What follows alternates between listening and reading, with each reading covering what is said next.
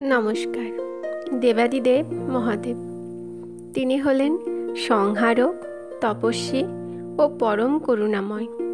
কিন্তু তার জটায় কেন থাকেন এক টুকরো চাঁদ? আসুন জেনে নিই সেই রহস্যময় কাহিনী। প্রাচীনকালে চন্দ্রদেব ছিলেন এক অপরূপ দেবতা। রূপে, গুণে, কাব্যে তিনি ছিলেন অতুলনীয়। তিনি বিবাহ করেছিলেন রাজা প্রজাপতি দক্ষের ২৭টি কন্যাকে, যারা আজও আকাশে ২৭টি নক্ষত্র। কিন্তু চন্দ্রদেব কেবল ভালোবাসতেন দেবী রোহিণীকে।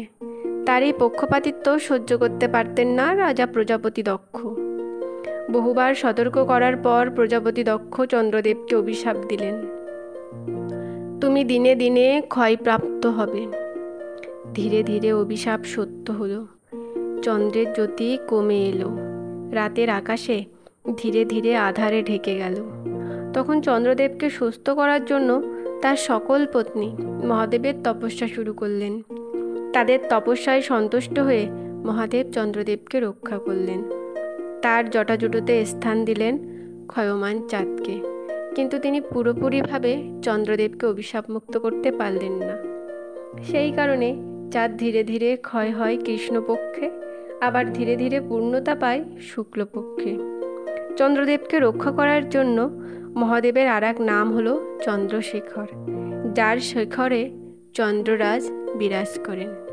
হর হর মহাদেব। নমস্কার।